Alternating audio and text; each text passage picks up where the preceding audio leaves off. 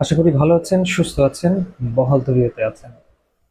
Family with আরিফিনের 66তম এপিসোডে আপনাদেরকে স্বাগত।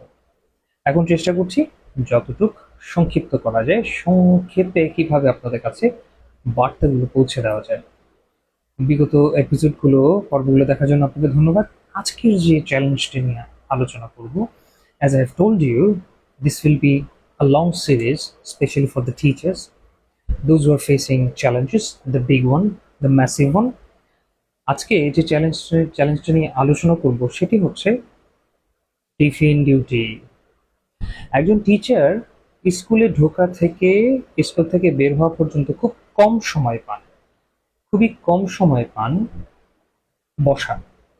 আর এখন অনেকগুলো স্কুলে, উইথ ডিউ রেসপেক্ট, অনেকগুলো স্কুলে এখন নোটিশ দেওয়া হয়েছে যে টিচাররা বসতে পারবে না। এমন কিছু স্কুল আছে যেখানে হচ্ছে কি চেয়ারই সরিয়ে ফেলা হয়। মজার বিষয় যে টিচাররা বসলে অনেক বড় একটা পাপ হয়ে যাবে, বাট স্টিল টিচাররা কিন্তু খুব সুন্দরভাবে চেষ্টা করেন।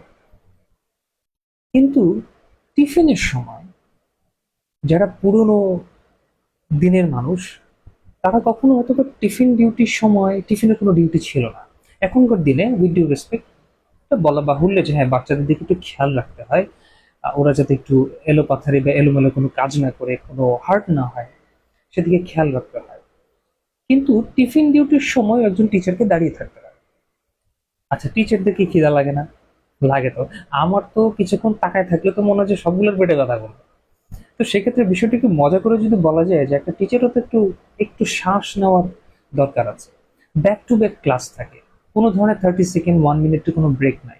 সকাল 8টা থেকে কারো 5টা ক্লাস থাকে, কারো 6টা ক্লাস থাকে।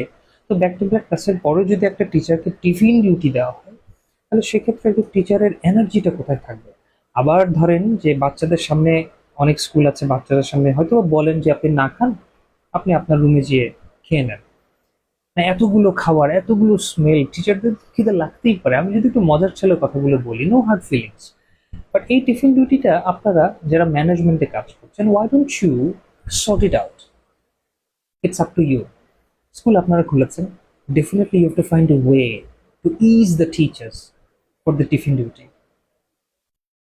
আপনি যদি ওখানে দাঁড়ান সারাদিন ক্লাসে, ধরুন ব্যাক টু ব্যাক ক্লাসের পরে যদি আপনি টিফিনের সময় দাঁড়ান, আপনারও তো একটা খাওয়ার দরকার আছে, আপনার তো একটা রেস্টের দরকার আছে, আপনারও তো একটা অক্সিজেনের দরকার আছে। আপনি যদি সেখানে ডিউটিতে দাঁড়িয়ে থাকেন তখন আপনার কেমন লাগবে? So you need to take care of yourself, and definitely I am asking the management to think about the teachers wellbeing as well. So this is very important to understand.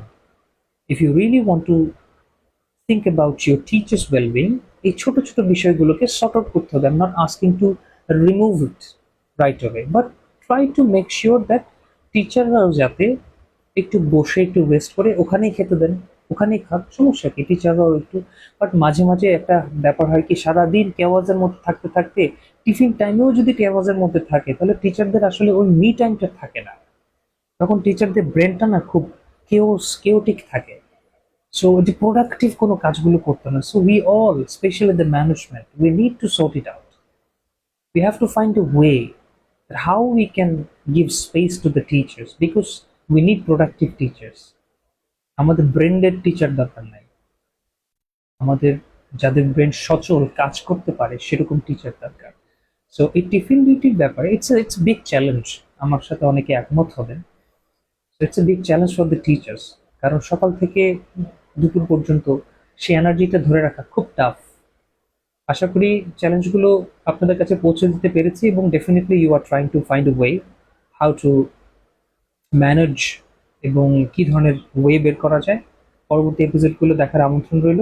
ভালো থাকবেন। Till then, take care of yourself.